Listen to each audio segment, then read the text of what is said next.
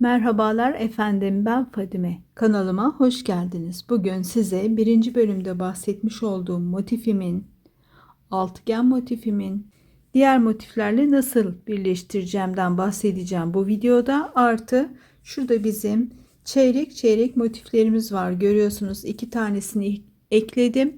Askı bölümüne denk gelecek bunlar. İki arkada iki önde olacak ve buralardan da askılarımızı yaparak bluzumuzun üst bölümünü tamamlayacağız. Artı şurada da görüyorsunuz, güzel tatlı bir V'miz oldu. Gayet de hoş, uygun bir yaka açılımı da oldu. Bunlardan bahsedeceğim. Keyifli seyirler diliyorum. Evet, ikinci motifimi de bitirmiş bulunuyorum. Çok az bir bölümü kaldı. Onu da birinci motifimize ekleyerek tamamlayacağız. İlk motifimize ikinci motifimizi eklerken sadece iki bölümden ekleyeceğiz. Yani şuradaki yaprağımızın yarısından itibaren 3 kirpik, yandaki yaprağımızın yarısına kadar da 3 kirpik ekleyerek ekleyeceğiz. Ama üçüncü motifte ekleyişimiz biraz daha farklı olacak. Örneğimizin, daha doğrusu bluz örneğimizin motiflerinin ekleniş tarzından dolayı tüm bu küçük motiflerinin olmayışı ve artı bizim motiflerimizin altıgen ve üçgen gibi uzaktan görünmesi. Şimdi beraberce ilk iki motifimizi ekleyelim. Yaprağımızın ilk 3 kirpiğini yaptım. Yandaki yuvaya bir tane sık iğne yapıyorum. 1-2 zincir çekiyorum. Karşıdaki motifimi alıyorum. 1-2-3, dördüncü kirpiğine batıyorum. Bir sık iğne ile ve geri dönüyorum. 1-2 zincir çekiyorum. Tekrar aynı yuvaya dönüp kirpiğimi tamamlıyorum sık iğnemle. Yandaki yuvadayım. Bir sık iğne yapıyorum. 1-2 zincir. Karşıdaki kirpiğimin ortasına sık iğne ile bağlandım. 1-2 zincir. Tekrar geri dönüyorum. Başladığım noktaya geri dönüp kirpiğimi yapıyorum. Yandaki yuvadayım. Bir sık iğne yapıyorum. 1-2 zincir. Karşıdaki kirpiğimin içerisine sık iğne ile bağlanıp yine aynı şekilde başlamış olduğum yuvaya geri dönüyorum. Sık iğnemi yapıyorum ve son artık bizim 8. yuvadayız. Yaprağımızın 8. yuvasındayız. Burada normal olarak diğerlerinde de yapmış olduğumuz gibi 2 sık iğne yapıyorum. Tekrar yan tarafa geçiyorum. Burada da 2 sık iğne yapıyorum. Ve devam ediyorum. Bir sık iğnemi yaptım. 2 zincirimi çektim.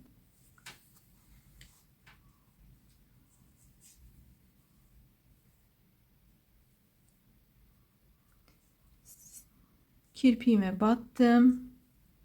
Bağlantımı yaptım. Sık iğne ile geri dönüp sık iğnemi yapıyorum. Yeniden devam ediyorum örmeye. Sık iğnemi yaptım. Zincirlerimi çektim. Kirpiğime bağlandım. Tekrar zincirlerimi çekip tekrar sık iğne ile aynı yuvaya bağlandım. Yan yuvaya geçtim. Tekrar zincirler çekildi.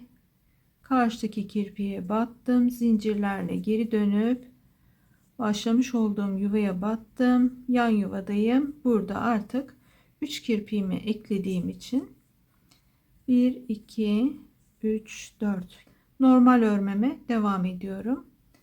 Yan yuvadayım. Yine 4 zincir çekiyorum. Yine bağlandım aynı yuvaya. Kirpiğimi yaptım. Yine aynı şekilde son kirpiğimi de yapıyorum. Ve artık sık iğnemi yaptım. Yan yuvadayım. 2 tane sık iğnemi yapıyorum ve bağlantı noktasına battım. İlk başlamış olduğum noktaya ve ilmek kaydırma yaptım. Burada da artık 1-2 zincir çekiyorum. İpimi kesiyorum. Bu ipleri de ince bir tığ yardımıyla arkadan saklayacağız. Hemen şöyle düzeltiyorum motiflerimi. Ve gördüğünüz gibi ilk iki motifimin birleşmesini gördük. Bu noktaya kadar aynı şekilde devam ederken burada ikişer zincirlerle kirpiklerimi birleştirmiş oldum. Üçüncü motifte tekrar kirpiklerimizi nasıl birleştireceğimi göreceğiz. İlerleyen motiflerde bu kadar basit bir motifin birleşim tarzıyla nasıl daha da güzel bir hale geldiğini ve farklı bir burnuz oluşturduğunu göreceğiz. Üçüncü motifi yapıyorum ve eklemede buluşuyoruz. Altıgen motifimizin ya da altı yapraklı çiçeğimizin ilk iki motifini birinci motife ikinci motifi eklerken yaptığımız gibi iki yapraktan eklemiştik. Şimdi üçüncü motifi de aynen iki yapraktan ekledim ve devamında da hemen yan tarafa geçiyorum. İki yapraktan da bu tarafa ekleyeceğim. Gördüğünüz gibi arada boşluk kalmıyor ve ilk 3 kirpiği eklemiştim. Şimdi kalan son 3 kirpiği de buraya ekleyeceğim. Daha sonra bu yapraktaki ilk 3 kirpiği de buraya ekledikten sonra motifimi tamamlayacağım. Şimdi beraber devam edelim. Dördüncü kirpikteyim. Birinci bölümde anlattığım gibi bu noktaya kadar aynı şekilde devam ettik. Şimdi dördüncü kirpiğimi karşıdaki yaprağın dördüncü kirpiğine ekliyorum. Hemen açıp göstereceğim.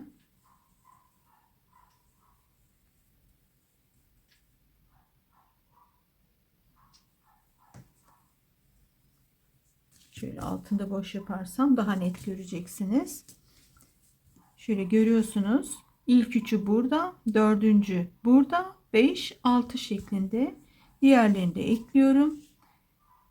Aynen 2 zincir çekip sık iğne ile bağlanıp 2 zincirle geri dönüp çıktığım yuvaya bağlanıyorum. Yana geçiyorum ve aynı şekilde 6. kirpiği de bağlamış oluyorum.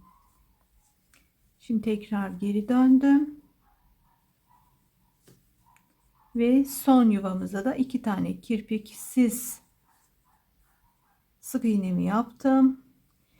Karşıdaki yuvadayım, hemen yandayım. 2 tane sık iğne daha yaptım. Yine burada bir sık iğnemi yaptım. 1 2 zincir çekip hemen burayı da göstereyim. Şöyle kameramı da kontrol edeyim. Evet, gözüküyor gayet güzel. Şimdi birinci yaprağım, ikinci yaprağım ve üçüncü yaprağım. Birinci yaprağımda ilk 3 kirpiği yapıp 4 5 6'yı eklemiştim. İkinci yaprağımda 1'i 2'yi 3'ü buradaki motife eklerken 4'ü 5'i ve 6'yı da diğer motife eklemiştim. Şimdi üçüncü yapraktayım ve bu motifin üçüncü yaprağını ekliyorum. İlk 3 kirpiğe. Birinci kirpiklerimi ekleyerek başlıyorum.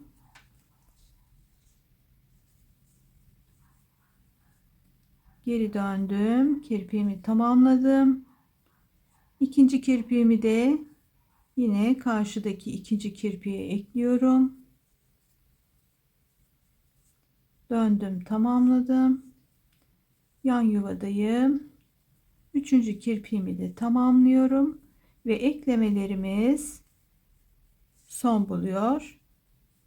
Evet, şimdi hemen açıp gösteriyorum. Gördüğünüz gibi şimdi demek istediğimi gayet net görüyorsunuz. Sanki şurada büyük bir üçgen varmış gibi bir durum oluştu. Diğer motifler eklendiğinde de uzaktan baktığınızda motif hem üçgen gibi hem altıgen gibi gözüküyor. Şurayı görebiliyorsunuz değil mi? Buradan bahsediyorum.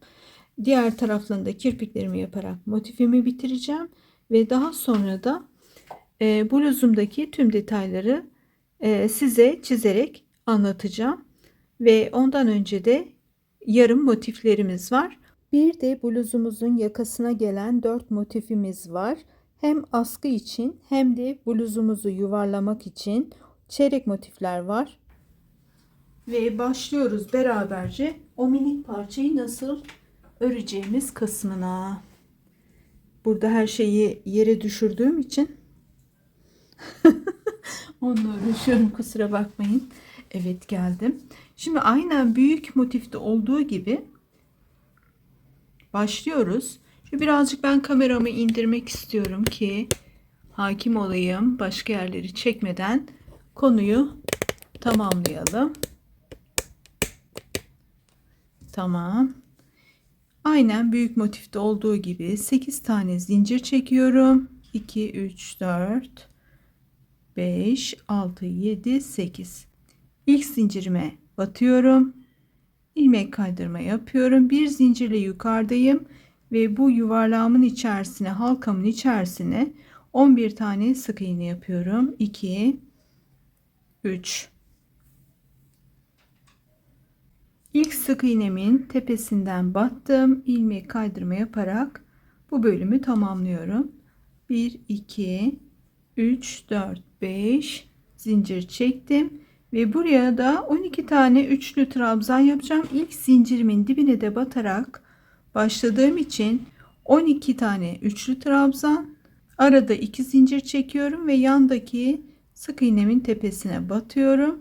Burada da dediğim gibi 12 tane trabzanım olacak. 12 tane trabzanımı yaptım. 2 zincir çektim ve şuradaki boşluğa ilmek kaydırma yaparak bağlanıyorum. Şimdi buraya kadarki olan bölüm aynısı diğer motifimle. Burada değişikliklerimiz var. Yine temel olarak aynı, sayılarımız farklı. Çünkü motifin çeyreğe kadar bir bölümünü yapacağız neredeyse. Tamamını yapmayacağız. 1, 2, 3 zincir yukarıya çıkıyorum. Yandaki yuvaya batıyorum. Bir üçlü trabzan yapıyorum. 1, 2, 3, 4, 5, 6, 7, 8, 9 zincir çektim. Motifimin arkasını çevirdim. Ve başlıyorum. İlmek kaydırmamla burayı tamamladım. 3 zincirle yukarıya çıktım. Ve burada normalde motifimin içerisine 17 tane trabzan yapıyordum. Burada 9 tane yapacağım. Çünkü askımızın daha düzgün görünebilmesi için.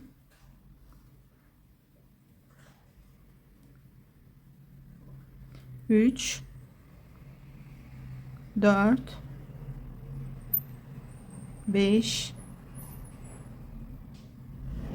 6, 7, 8 ve 9. trabzanımı yapıyorum. 2 zincirle hemen yandaki boşluğa batıyorum sık iğne ile. Tekrar 3 zincir çekip aynı işlemi yapacağım. Ortadaki olan, yani şimdi yapacağım halkanın içerisine 17 tane trabzan yapacağım. Hemen halkamı da aynı şekilde yapıyorum. 7, 8, 9. Tersini çevirdim. 1, 2, 3. Çevirdim ve buradaki boşluğa 17 tane trabzan yapacağım. Sonra yine aynı şekilde batacağım ve bir tane daha şuradaki bölümü yapacağım. 9 tane trabzan yapacağım ve buluşacağız. Evet. Şu an böyle bir görüntümüz var. 3 tane yaprak yaptık. Ortadaki yaprak normal boyutta, yanlardaki iki yaprağımız da 9'ar trabzandan oluşan yapraklar. Şimdi burada 2 zincirimi çektim yine ve bir sonraki boşluğa batıyorum. Sık iğnemi yapıyorum. Bu noktaya kadar hep aynı şekilde saat yönünün tersine doğru ördüm. Sağ elimi kullandığım için, sol elini kullananlar da saat yönünde örerek hep tek yönlü hareket etti. Bu noktaya geldik. Bu noktada artık örgümü arkasını çevirmek zorundayım ki bir üst sıraya geçelim. 1, 2 sık iğne yaptım. Buradaki 2 zincirimin üzerine. Daha sonra ilk trabzanımın tepesine batıyorum. Bir ilmek kaydırma yapıyorum ve başlıyorum. 1, 2, 3, 4, 5 zincir. Bir tane atlıyorum. İkinciye battım. Üçlü trabzan yapıyorum. Arada 2 zincir. Bir tane atlıyorum. Trabzanımı yaptım. 2 zincirimi yaptım. Bir tane atladım. Yine trabzanımı yaptım. Yine zincirlerimi yapıp 9. zincirimin tepesine batarak bu küçük yaprağımı tamamlıyorum. Burada bizim 1 2 3 4 tane boşluğumuz var. 2 4 5 tane de baştaki 5 zincirimi de sayıyorum. 5 tane de trabzanımız var. Şimdi burada aynen diğer motiflerde yaptığımız gibi tığımın başına ipimi alıyorum ve başlıyorum ortadaki motife de trabzanlarımı ve zincirlerimi yapmaya. Buraya geldiğimde tekrar buluşuyoruz. Şimdi efendim görüyorsunuz 3 motif önde 3 motif arkada kalacak şekilde ben bedenimi tamamlamıştım. Ve burada da gördüğünüz gibi file bölümünü tamamladım. Bu filelerimiz şuradaki iki çiçeğin arasına girecek. Size gösterebilmek için diğerini de hemen yaptım döndüm. Bu da şuradaki iki çiçeğin arasına gelecek. Yani şuradaki çiçeğimiz bizim şu orta bölümü tam ön ortasına ve arka ortasına denk gelecek. Şimdi beraberce bir tanesini kirpik yaparak birleştirelim ve bu bizim yarım motif de değil çeyrek motif diyeyim ben buna, çünkü yarım motiflerimiz de var. Çeyrek motifimizi birleştirelim. Bu zaten çok kolay, sadece şurasını bile birleştirsem hemen anlayacaksınız. Başlayalım efendim. Yine örgümü burada filelerini yaptım, geldim tersine çeviriyorum, bir zincirle yukarıya çıktım ve başlıyorum. Bir tane sık iğne yaptım. Yapar yapmaz bir iki tane zincir çekip şu karşıdaki 1 2 3. kirpiğime ekliyorum sık iğne ile. 2 zincirle geri dönüyorum. Sık iğne ile birleştirdim. Tekrar yan yuvaya battım. 1 2 zincir. Aynen büyük motifimizde çiçek olan 6 yapraklı olan motifimizde yaptığımız işlemleri tekrarlıyoruz. Yuvaya bir tane sık iğne yapıyorum. 1 2 tane zincir çekiyorum. Karşıdaki kirpiğin içine sık iğne ile bağlanıp 2 tane zincir çekip geri geliyorum ve çıktığım yuvaya tekrar bir sık iğne yapıyorum. Ve boş olan bölümdeyim. 2 tane sık iğne yapıyorum. Karşıdaki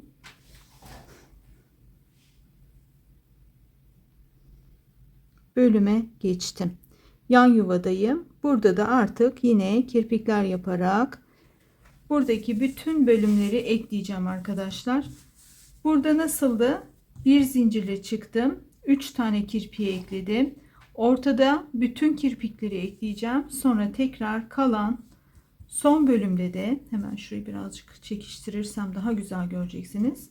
2 tane sık iğne, kirpik, kirpik, kirpik ve son sık iğne ile batıp zincirlerimizi çekeceğiz. 2 zincir ve ipimizi keseceğiz.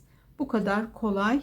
Diğerini de aynen bu tarafa yapacağım. 2 tane de arkaya aynı şekilde tam karşılarına gelen bölüme yapacağım ve daha sonra da diğer bölümü yapacağız.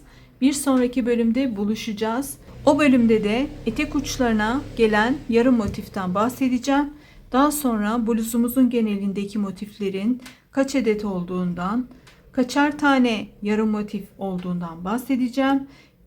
Bluzumuzun eni boyu, kaç gram ip gittiği gibi detayları da anlattıktan sonra bluzumuzu tamamlamış olacağız.